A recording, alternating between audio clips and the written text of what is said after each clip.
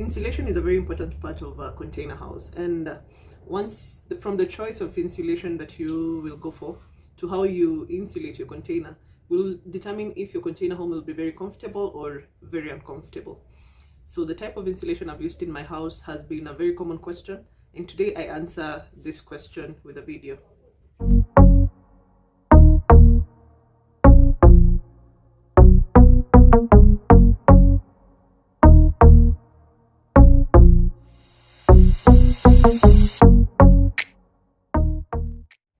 Hi, welcome back to our channel. If you are seeing our channel for the first time, my name is Grace and this is Living Tiny with Grace. Stick to the end of the video. I am doing a small experiment just to show you which insulation is good and which insulation is not so good.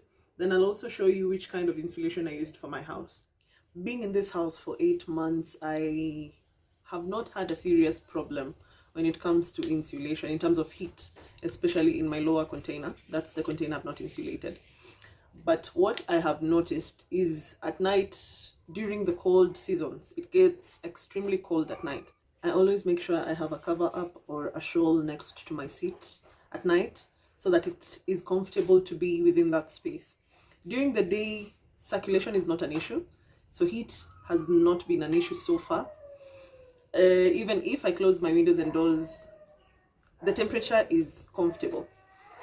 You have very few hot days, and when we are experiencing those hot days, I tend to open 2 or more openings just so we have cross ventilation and we have good circulation of air within the container. Within my staircase space, if I don't open my 2 windows, then it could get a bit uncomfortable considering I have a translucent roofing. And so there is a heating effect that translucent roofing creates within the space. I have made sure I do not have doors to lock in the hot air within the staircase. So the hot air would go through the lower container or the top container, depending on where you have the cooler air coming from. And that tends to regulate the temperature within the space. Also, opening my windows makes the process easier. For my top container, what I have noticed so far is if I do not open my windows or I do not open my door, then it can get stuffy, mainly because whatever temperature that is within the space remains within the space if I do not encourage ventilation, and by that I mean opening my doors and windows. So during hot days, the hot air that comes from the staircase tends to enter the bedroom, and the bedroom would feel a little bit uncomfortable if I do not open my doors and windows. But when I open my doors and windows, then that does not become an issue. At night, even on the coldest of days, my top container is very comfortable. I have used gypsum for my walling on the top container. That has controlled temperature to a certain level. The choice of flooring would also, to some extent, control or dictate how your spaces should be during the hot period or the hot season and the cold season. For my lower container, which tends to be very cold at night, I have done floor laminates, and that has made the space a little bit warmer. Also, my choice of window treatments are very deliberate. I have chosen to use curtains instead of blinds in most parts of my openings, just so I can have my containers feel a little bit warmer. Instead of the blinds. Somehow I think it's also psychological. When you do blinds throughout your house, especially in a very cold area, you'll feel a little bit of cold.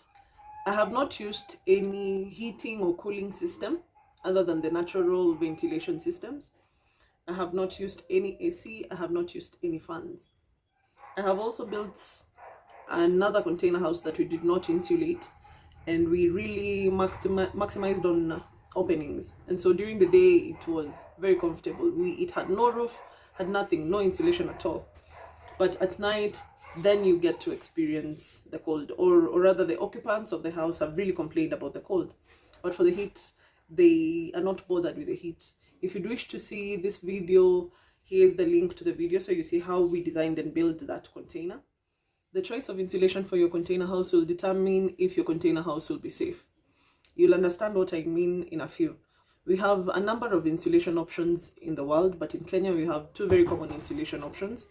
In my practice, I started with the styrofoam insulation, but I noticed it had a few loopholes. In 2017, we did a project, insulated with styrofoam, covered it with gypsum, finished the container project, and handed over to the client. But before the last handover, we did a bit of addition on the container house. So we welded one spot of the container house.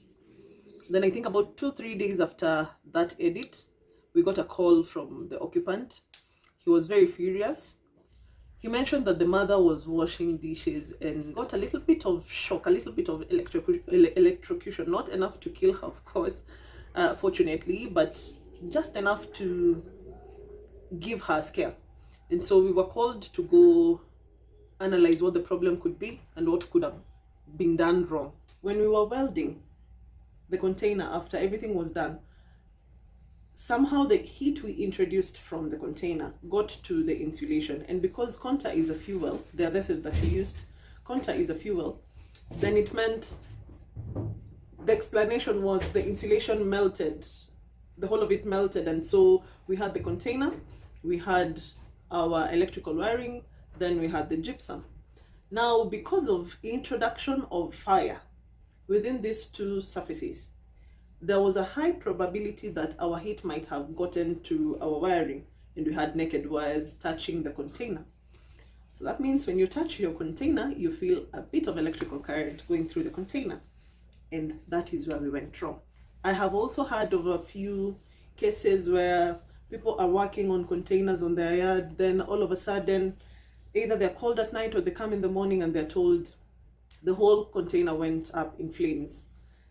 It's also because of the insulation. We have insulations that once you introduce a source of heat, then it will not stop burning. It will not stop the fire from spreading. It will pick up as long as there is that source of heat. It will pick up and burn until it's done. Then we have other kinds of insulation that won't burn, meaning it will not transfer the heat further from the source. If you're welding or you're cutting one portion of the container, then that will not translate to the rest of the container. And that is what I would say is a safer insulation option if you intend to insulate your container. So at the end of this video, I have done a bit of I've done an experiment just so you understand how some of these insulations behave, especially with fire, because that is the major concern we have nowadays. When you're coming with a building option, you'd want to create spaces that are safer for your users. You would want to create a safe space also for you in case something happens like fire. The material you're using within your space would not be a fuel. That is also another reason why I prefer doing container houses with gypsum as opposed to plywood and blockboard as other people would suggest. The other thing why I go for gypsum is because the cost makes sense. Compared to these other options, the cost for a gypsum board makes more sense than a blockboard. Also, the feeling that you might be in a brick and mortar construction. Gypsum also gives a homely feel as opposed to blockboards or other boards available in the market. So for my options, I would go either with cement board or gypsum board, and cement board for the exterior, gypsum board for the interior. Also weighing on the cost, I think gypsum is cheaper than cement board. So yeah, this is the experiment I did. On my table here, I have different types of insulation, and I have my gloves on because one of the insulations is not safe to touch with your bare hands, or at least you need PPE when installing it and when handling it. So at the furthest end, I have one. I don't know the exact name for this kind of paneling, but it's a panel that comes with a metal face on both sides and insulation in the middle. Then we have the styrofoam, what is commonly used to pack electronics, and it comes in different sizes. We have the 10 mm, different sizes, 20 mm, and I've just brought in two different sizes to show you, to prove a point basically. Then we have another insulation here. We call this styrofoam, but now this is a different kind of styrofoam from these two. It comes with foil at different ends of the styrofoam. So it comes the foil at the top and at the bottom, then you have the common styrofoam in between. Whatever I have here is 5mm. Then we have this insulation that I call rock wool insulation. So this rock wool insulation comes in rolls. It has a foil kind of filling on one end, and then it has these fiberglass pieces that form a blanket kind of insulation. We have a piece of gypsum, and then we have a piece of container. Now, how insulation happens, if you're using this to insulate your container, then at the back you have the container, then you have this. It comes with a design on one end, so the panels interlock. This is more or less like a one-off kind of situation because it comes with the surfaces already intact and the insulation already in place. If you're using either of these, then you'll have your container at the back, then you'll have your insulation follow it through, have your conduit pipes follow, then cover everything with gypsum. Cover everything with gypsum boarding. So your insulation is sandwiched between the container and the gypsum. For insulation A, for it to adhere to a container, when we are insulating our container, we use conta. Conta is a fuel, but it's the only adhesive that we commonly use to have this stick to my container, so that when I'm covering it up with gypsum, there's a space that is in between here. If this does not adhere to my container, then this might cave in to the bottom of the container, meaning some spaces of the container will remain open, and so it will beat the whole point of insulation. Gypsum is also good in insulation, but it needs another insulation at the back because of the extremes of a container. And so if when I'm welding my container and this insulation is not fire resistant, then I'm risking the life of my user. So I'm going to do a small experiment here to see how it behaves with the introduction of fire. Now, assuming I've introduced this fire from the back here and I have my electrical wiring here, then gypsum. This insulation will continue to burn. If it's a continuous source of fire, then it will not stop unless the source of fire is put out. But for as long as the fire is still being introduced to it, it continues to burn. Now this will get to your conduit pipes. It might burn your conduit pipes. It means you will have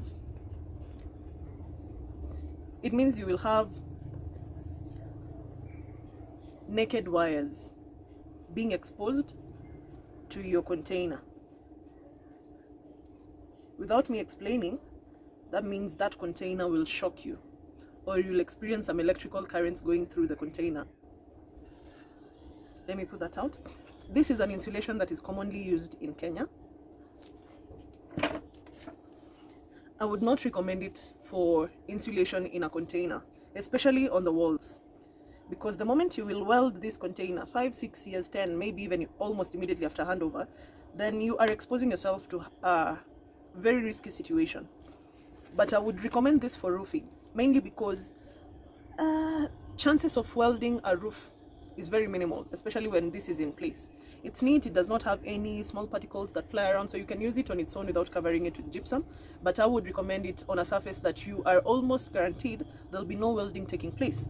Now to my second option, styrofoam. This is also another common insulation being used locally, and let's see how it behaves. Same process. You have your container, you have your insulation, you have your conduit pipes, then you cover all that mess with gypsum. So let's test this out.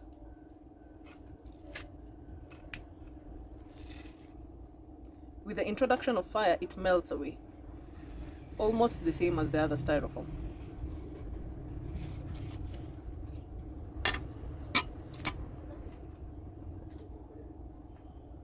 And it won't stop for as long as there's a source of fire.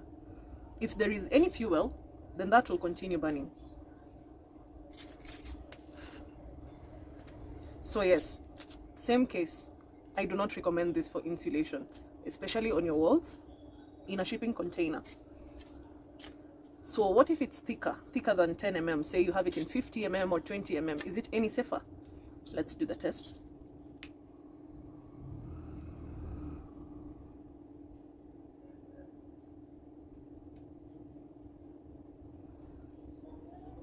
Same thing. For as long as there is a source of fire, it will continue burning. Maybe even burn with just an introduction of fire. It will burn until it's completely done.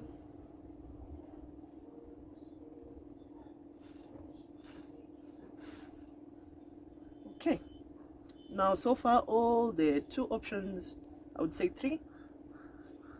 If you are really keen on safety, I would not recommend those 2. Now, this side effect to this is if you handle it without proper protection, this might not be the right gloves for it, but if you handle it without proper protection, then it's made out of small particles. I don't know if you are able to see it, but it's made out of small particles, and you need to protect your respiratory system, or you don't want to inhale those particles. So if you're using this for installation, you'd want to have the proper protection gear for it, and this is one thing I will advise you to let professionals handle it. Now for the fire test, let's try it.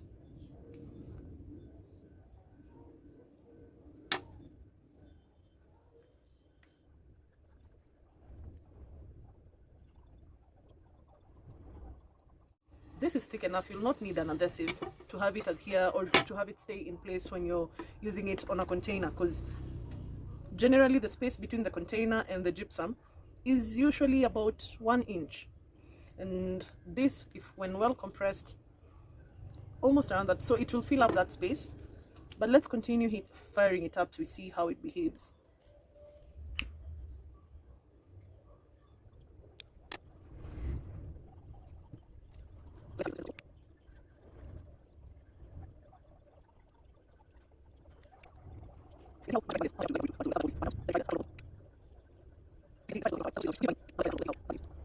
It has completely refused to burn. So I would recommend this, because in as much as the foil that goes directly to the container burns out, you still have a barrier between your container or the source of fire to your conduits. You are still safe. You've seen how much I've tried to introduce fire here. This thing just won't burn. Another good thing about this is containers condense over time, and so this will help you to absorb the little moisture that comes from condensation, but this won't absorb anything. This might to a certain level, but this won't absorb any moisture. If your container sweats at night, the sweat or the moisture will remain the way it is. Now let's try the surface of your container after insulation.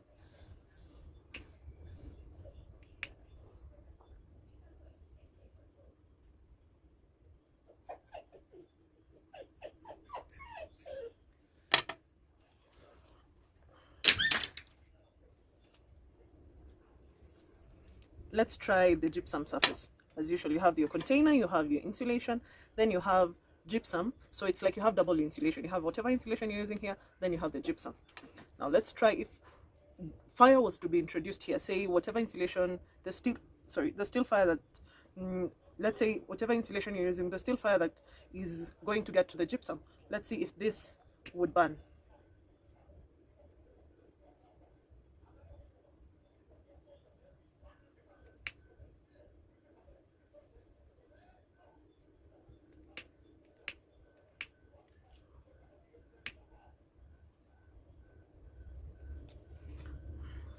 That's just as much as I can go.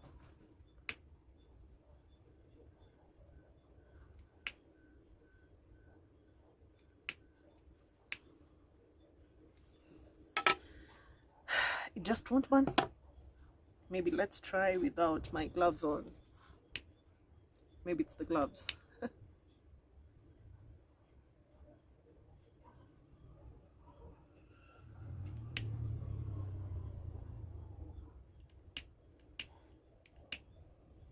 Okay, let's try the other side. Maybe it will burn.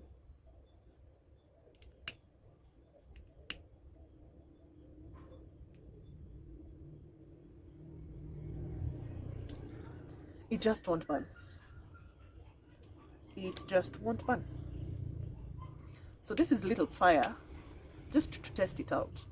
That if in case you have introduced any fire to your container, how will your materials behave? And so with that small test, of course this does not show the actual capability of this material, but it's a small test that this won't burn. You have seen how that behaves in this. Now to the ultimate test. I do this so you don't have to do it. So now let's introduce a proper source of fire to the rock wool and just see how that burns out.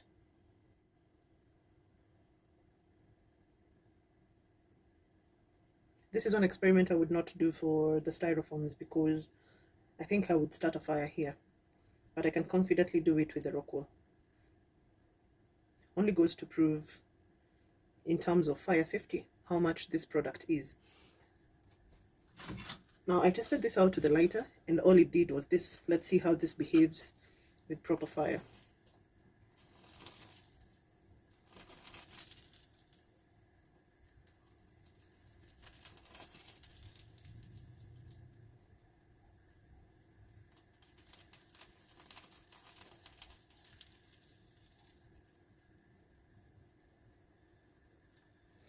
So with the source of fire, this too turns black.